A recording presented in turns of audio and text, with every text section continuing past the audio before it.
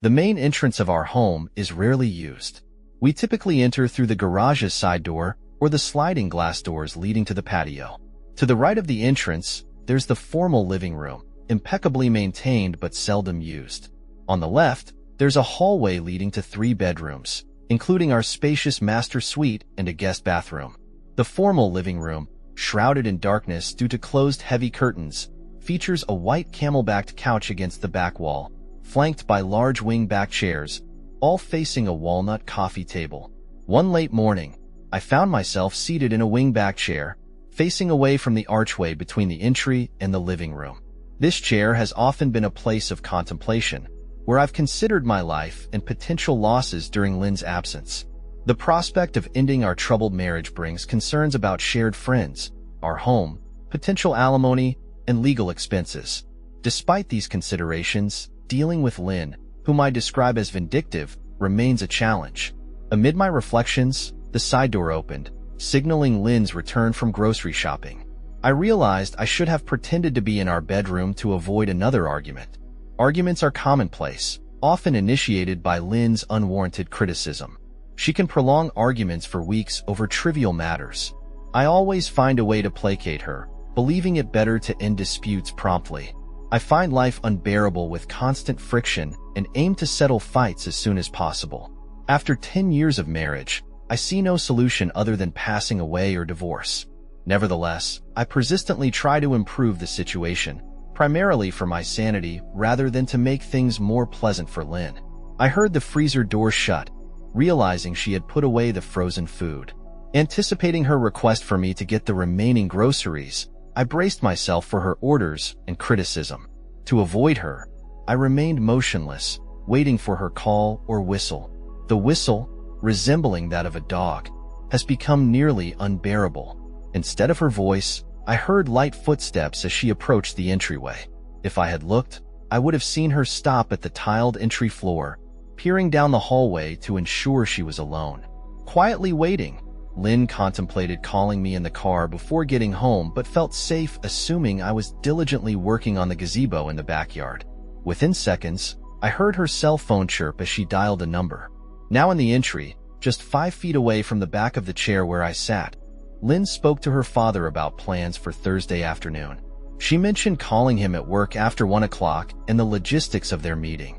Still unnoticed, I listened as Lynn discussed details with her father, concluding with a light-hearted farewell. I heard the flip phone close and her footsteps retreat across the carpet towards the sliding glass door. She whistled and called out to the gazebo project, seemingly oblivious to my labored breathing and the pounding of blood in my heart and head. Tense situations were not new to me, and I relied on automatic responses honed from my experiences in the Army and elsewhere. In such moments, the first rule was not to panic unless actively under attack. Utilize knowledge to one's advantage, choose the right time to engage, maintain a blank face, control breathing, and appear normal. I stood and entered the den, stating I was in the bathroom and had to run to the hardware store to get parts for the gazebo. Crossing through the den toward the kitchen and the side door, I avoided eye contact with her. I marveled at my ability to articulate those words and my restraint from reacting violently. I walked by, and she gave me a look, noticing the redness in my face. She advised me to wear a hat, expressing concern about potential sunburn. She mentioned not wanting to see my skin peeling off in a couple of days. Additionally, she informed me about groceries that needed to be brought in before going anywhere and emphasized not being gone all day. After dropping her phone into her purse on the kitchen counter, Lynn went out to inspect my work on the gazebo, leaving criticisms for my return. Lynn's communication style was typical, mostly involving instructions and implicit or explicit criticism. As she entered the backyard, I retrieved her phone, checked the last dialed number, memorized it, and returned the phone to her purse. After putting away the groceries, I left in my small pickup truck but didn't head for the hardware store. I stopped at a local park a couple of blocks away. For the first 15 minutes, I replayed the short conversation in my mind, wanting to ensure I had every word memorized. There was no doubt about its meaning. My wife was having an affair, likely in our house, maybe even in our bed, while I was at work. Furious, I felt I was subsidizing her infidelity by working to support her. Who was the man she called Daddy? It wasn't her real father. The area code was local, and her parents lived 1,000 miles away in California. In the early days of our marriage, she sometimes called me Daddy during intimate moments. She had stopped doing so, and I had thought she might be signaling a desire for children. However, we decided not to have children a couple of years into the marriage. She was undeniably a daddy's girl. Considering practical matters, I pondered my best course of action. Her lover would enter through the back gate on Thursday, likely walking down the alley. I contemplated ambushing him there, but wondered about dealing with my cheating wife. If the lover was on foot, his car had to be nearby. The lover would probably leave his car at the park. Determining who this person was became crucial. The obvious approach was to call the number from her cell phone. Having someone else make the call as if by mistake seemed plausible. A woman would be the most likely to get information. Who could make that call? Who else might know about this? The answer was clear. Lynn's best friend was Sue. If Sue didn't know, I doubted anyone else did. Lynn was a daddy's girl, but she was also Sue's girl. Could I ask Sue? I had known her as long as Lynn had, and Sue had always been my friend too. However, women could be more loyal to each other than to their spouses. Sue was married to Nick, who was 15 years her senior, and they seemed to be the most loving couple in the world. Would she disclose information about Lynn, though? I considered Nick a friend, but we weren't close friends. Nick was an upstanding guy, and I would have thought he would have told me if he'd known about something like this. I decided to try Nick. That meant a drive to the golf course where Nick, semi-retired, donated time on Saturdays as a goodwill ambassador for the course in exchange for a free round of golf during the week when the course was not full. On the way over, I planned my approach very carefully. I couldn't just blurt it out. What if the news got back to Sue and then to Lynn? I had to be careful. Riding in a golf cart with Nick as he checked on conditions at the 7th hole, I brought up a hypothetical question. I inquired about his approach to confidential conversations, asking whether he would feel obligated to keep it confidential or if he would share it with Sue. Nick gave me an odd glance and continued driving for several yards. I clarified, asking if he and Sue always shared what they heard from other people, even if it was shared in confidence. It was just a hypothetical scenario. Nick pulled over onto the grass, turning to look directly at me with an almost expectant expression. In response to my inquiry, he said, "Do you have a specific question for me? If you do, ask away." Maintaining the same strange and intense look on his face, I asked Nick if he could keep our conversation confidential if I were to pose a question.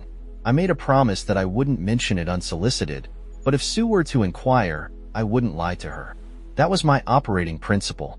I assured him that I could keep a secret, but I wouldn't deceive my friend or wife. It was evident that Nick knew something, and I sensed that he wanted to share it with me. After composing myself, I directly asked him if he knew anything about a possible affair my wife might be having. I rephrased to make it clearer, asking if he had any knowledge of an affair Lynn was currently having or had in the past. Nick's response flowed out like a dam bursting. He recounted an incident from last New Year's at the Holden's party. Everyone was outside preparing for the fireworks display when Sue fell ill from the champagne. Despite her infrequent drinking habits, she went upstairs to the bathroom on the landing. She heard someone attempting the doorknob while she was getting sick in the toilet. When she washed up and left the bathroom, she heard noises coming from down the hall where it turns towards some bedrooms. She was afraid that someone else might be ill, and she walked down there and looked. Lynn was up against the wall at the end of the hallway, and some big dude was with her. Lynn saw Sue standing there and smiled, doing a little wave off like, "Get the hell out of here." On the way home, she shared the details with Nick. Sue and Lynn, being long-standing friends, needed to discuss matters before taking any action. I suggested immediate disclosure to me. Ultimately, Sue had a conversation with my wife, who conveyed that the incident with Buddy White was a one-time occurrence, fueled by drinks, a disagreement with me, and aggressive advances from Buddy, a known bully who married into wealth. Sue, aware of Buddy's reputation, requested that I keep it under wraps, not wanting to jeopardize our marriage over a singular event. However, I made it clear to Sue that if I ever directly inquired about it, I wouldn't lie. The burden of this secret has weighed heavily on me for the past 5 months. I'm relieved it's out in the open, but I'm deeply sorry for what you're going through, man. Unfortunately, it's not over. Sue deceived her. Lynn has been involved with Buddy, or perhaps someone else by now. I overheard her talking to him on the phone just an hour ago. Let's head back to my place and discuss what Sue has to say. We left the golf course in separate vehicles and headed to Sue and Nick's place. He conveyed the news to his wife, and she sat down in tears. She had harbored high hopes for our relationship and was willing to offer any support she could. However, upon learning that the affair was ongoing, her demeanor shifted. Sue experienced a sense of betrayal similar to what Lynn had caused. Up until now, she had believed the assurance that the affair had ended and had based her actions, or rather inaction, on that falsehood. "Sue, there's something you could do for me," I said. I examined Lynn's phone and have the number she called. "Would you mind giving him a call, pretend it's a wrong number, and try to obtain his name? I want to confirm who she's involved with now." Sue, an editor working remotely, held a PhD in English Lit and possessed a theater background. Devising the call with her finest acting and social engineering skills, she opted for her flawless English accent, consistently leaving a lasting impression. Dialing with the phone on speaker, she heard, "Hi, this is Buddy White." Sue blinked. "Sorry, wrong number." "Well, that was surely unsatisfying," she commented. Her entire scenario was unraveling, yet the revelation was clear. Lynn hadn't terminated the affair with White, adding another piece of crucial data. Discussing our next steps, I insisted on catching the duo during their upcoming Thursday encounter, aiming for extensive ammunition. I wanted to confront my wife armed with abundant facts, catching her in flagrante delicto and exposing the lies she'd inevitably used to conceal the situation. Expressing reluctance to hire a detective due to costs and uncertainty about Lynn's interactions before Thursday, I sought a swift means to gather evidence. They fell into a contemplative silence for a minute or more. Sue suggested the idea of a mole. She proposed having someone like Lynn's best friend extract the truth from her. I was skeptical, but Sue insisted, saying, "Never underestimate an angry woman. I've had enough of her and how she's treated us all. I believe I can craft a story that will compel her to divulge everything." Over the next hour, we devised a plan. Sue urgently called Lynn, claiming a desperate need for help and arranging a Sunday morning coffee meeting. Nick would modify Sue's old purse to hold a video camera, recording every word and facial expression. By noon on Sunday, they anticipated having substantial information. Sue promptly contacted Lynn, referencing a situation akin to the New Year's party. Lynn agreed to the meeting, secretly pleased with her friend's newfound assertiveness. Sue arrived early at the coffee shop, choosing a table under an awning. She arranged her purse with the concealed camera, ensuring the optimal angle and conducting audio tests. She positioned chairs strategically. The air was calm, eliminating wind noise possibilities. She set it up for one-button recording, with the 16 gigabytes card offering ample storage. Nick had ingeniously secured the camera and purse with Velcro straps, disguising lens and mic holes within the purse's pattern. Sue was prepared as Lynn arrived. Sue asked Lynn to grab coffee, mentioning that she would save their spot in the most secluded area. Sue pressed the button when Lynn returned with the drinks, swiftly confirming the recording. They quickly covered the basics, and Sue began her tale. Sue expressed her dilemma to Lynn, mentioning that there's this guy who's interested in her. She didn't know what to do, describing him as attractive, especially since it had been ages since she and Nick were intimate. Sue shared that Nick completely trusts her and that she's never cheated on him. However, she admitted feeling tempted now and sought Lynn's advice. Lynn responded by encouraging Sue, saying, "Go for it, girl. Honestly, I can't fathom why you haven't done this sooner. Nick's nice and all, but honey, he's past his prime. You're still young and cute.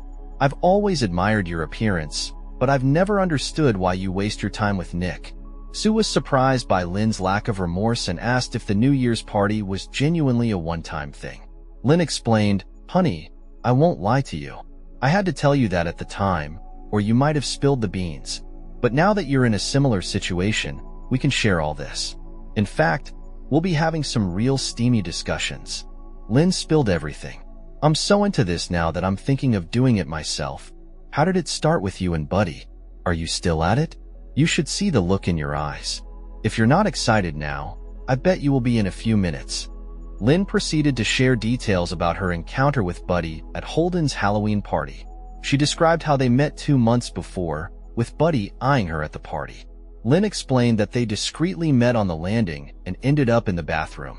She recounted the passionate encounter, emphasizing Buddy's qualities. Lynn affirmed that she was still with him and would be meeting him next week in her own bed. Sue inquired about me, expressing concern about any feelings of guilt.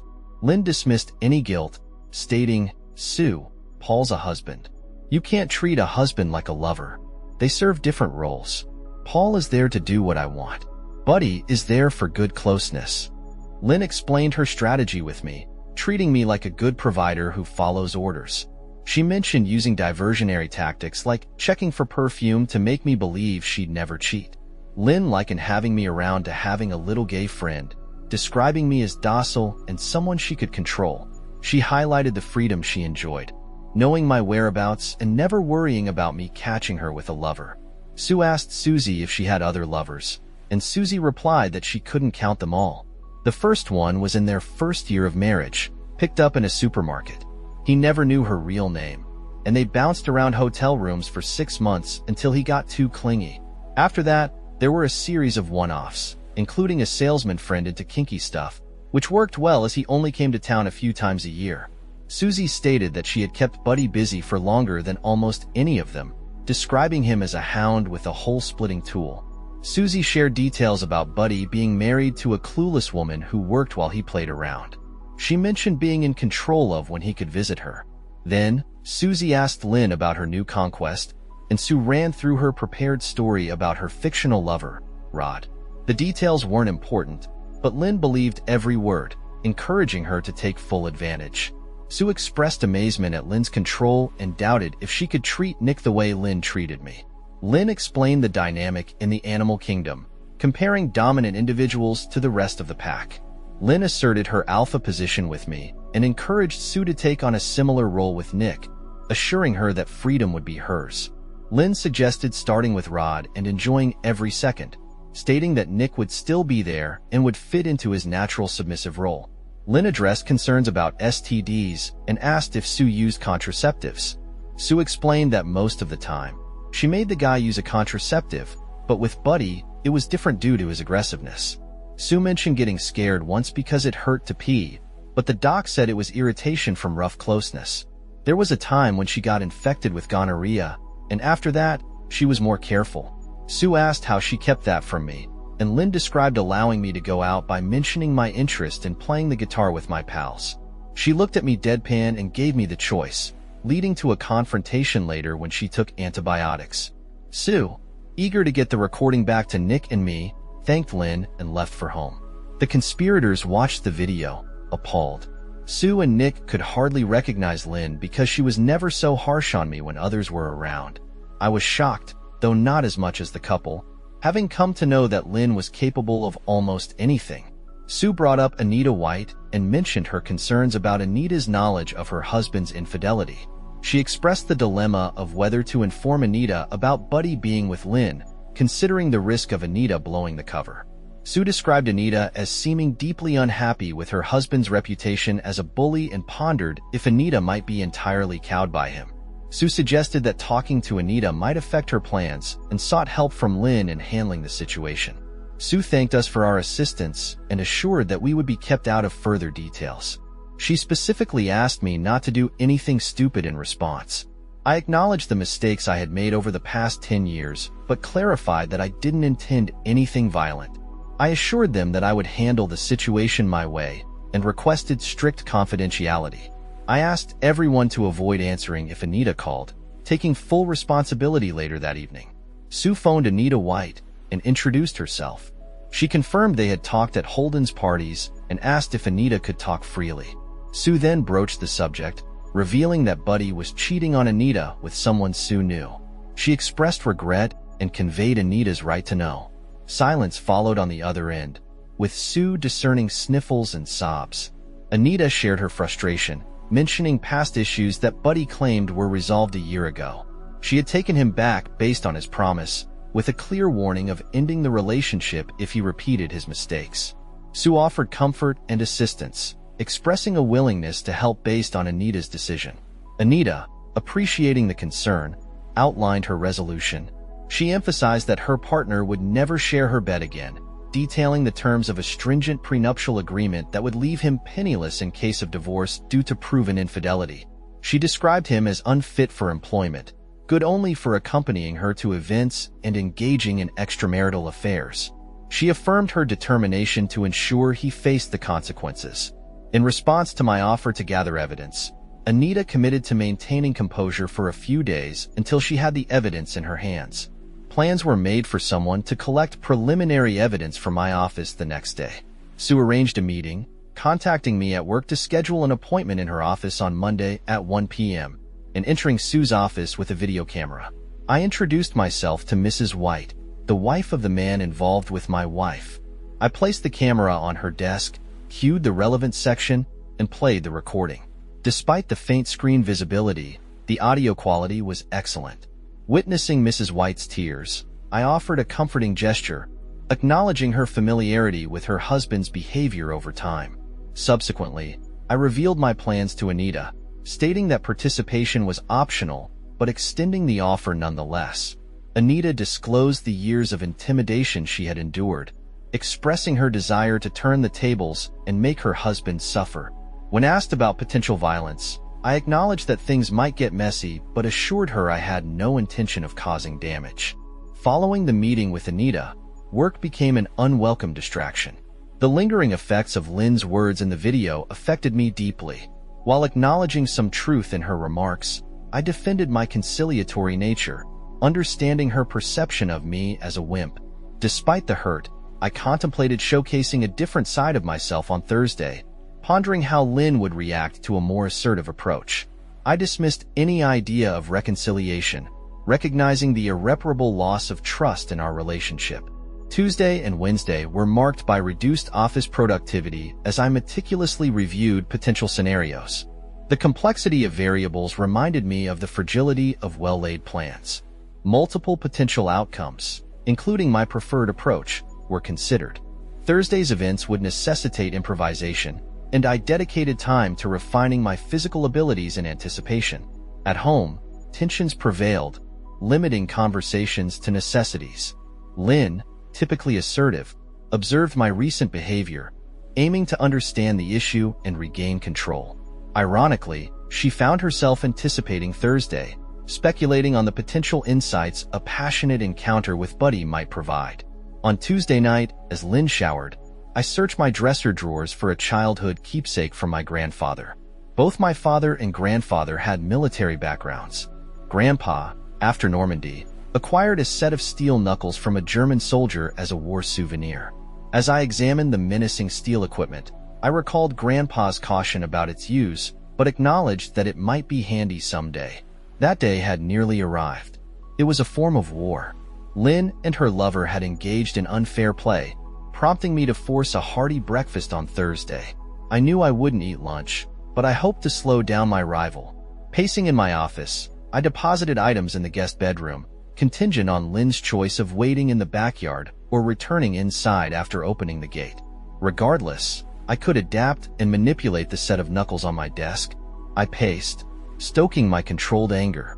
By 1 o'clock, I changed into jeans, a t-shirt, and sturdy running shoes, checking my pockets for my cell phone, keys, knuckles, and wallet. I called Lynn from my desk phone to preempt her call.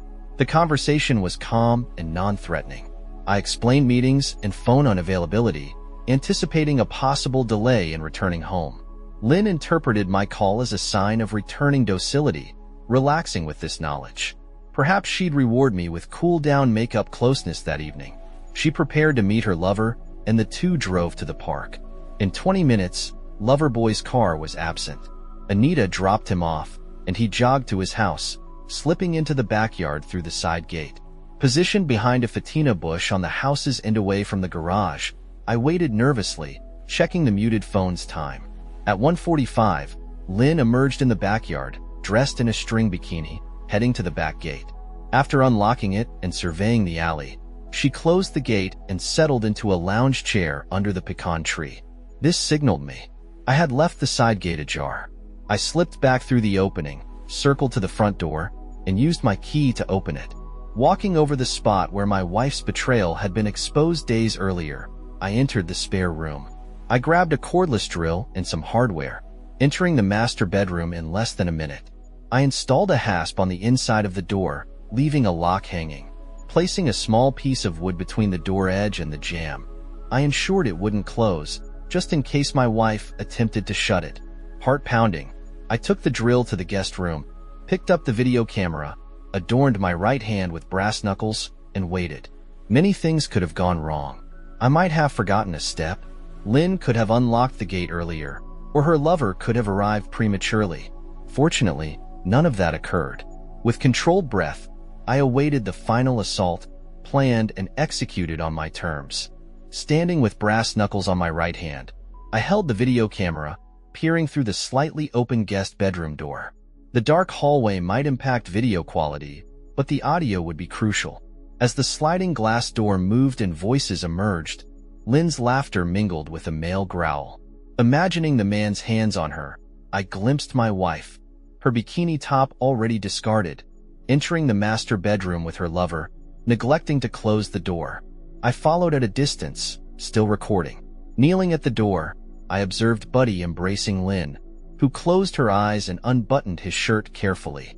I set the video camera on the dresser inside the door, capturing the unfolding scene on the bed. This waiting was the most challenging. A desire to record the undeniable act, leaving no room for denial, fueled by my suppressed rage.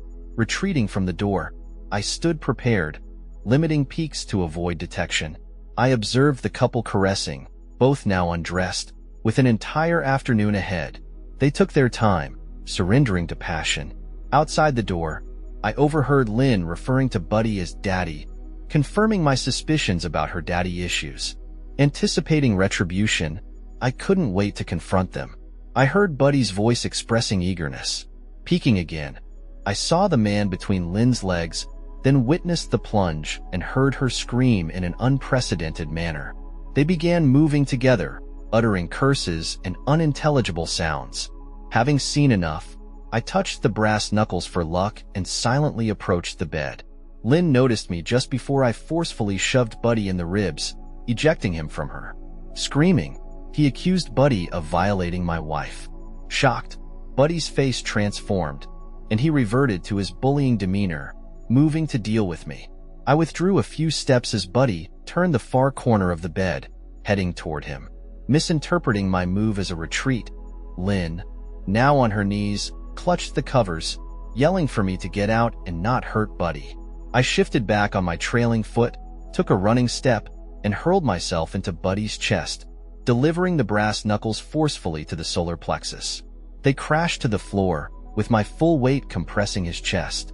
In situations where breathing is compromised, all other considerations become irrelevant. But he pushed, attempting to dislodge me, emitting a high-pitched whining noise, struggling for breath. Panic filled his eyes. Sitting up and straddling my opponent, I observed Buddy's hands pressing on the floor, trying to find a better position to breathe. I then administered the coup de grace, raising my right hand high and bringing the steel on my fist down directly onto the center of Buddy's terrified face with considerable force. With nowhere for his head to recoil and mitigate the blow, I heard bones satisfyingly crunch and witnessed blood pouring from Buddy's ruined face. Hindered by blood flowing into his mouth and throat, Buddy was completely incapacitated. I got up, walking toward the door, content with the initial confrontation. Ignoring Lynn's screams until her plea for help reached me, I realized she thought I was leaving. Aligning with the plan for psychological warfare, I kicked the small wood piece away from the jamb, closed the door, and locked the hasp in place. Turning to face Lynn, I observed her expression shift from anger to frantic realization that we were all locked in. She was undressed and had no protection from this unpredictable version of her husband. In response, she altered her tone, pleading with me, "Paul, oh Paul, I know it looks bad, but he forced me into this. He's a bully. He threatened to hurt me and you too. He said he would destroy you to have me. I had to do it. I didn't want to." Approaching the bed slowly as she delivered her explanations, I maintained a stoic expression, dismissing her with a stern command. "Shut up, you're lying. I know you've been involved with him for months." Redirecting my attention to the wounded person on the floor, who was gurgling and showing signs of distress, I made it clear that I wanted Buddy hurt, not dead. Carefully positioning him close to the iron bedstead, I placed him on his side for blood drainage. Retrieving 5 pairs of handcuffs from the top dresser drawer, I proceeded to secure Buddy's ankles and wrists to the bedstead with 4 of them. Returning to my prone wife, I maneuvered her legs off the bed, secured her hands behind her back, and guided her into the bathroom, seating her on the toilet. I conveyed a stern message, urging her not to cause any damage and insisting that it was time for her to confess. While speaking, I emphasized the presence of brass knuckles on my right fist, ensuring she noticed them. I demanded the complete narrative. How she met the other person, the reasons behind her actions, and why she thought it acceptable to betray me. Additionally, I sought details about her involvement with other men over the past decade, making it clear that we had ample time to unravel the story throughout the afternoon. Lynn made a calculated decision, considering that I wouldn't be spending time with her lover. I knew some details about her actions, but the extent of my knowledge remained uncertain. Questions lingered in my mind. Could she manipulate certain aspects to make her fidelity sound less treacherous? Was she daring enough to lie? Lynn expressed her reluctance, sharing that she never intended for the situation to unfold as it did.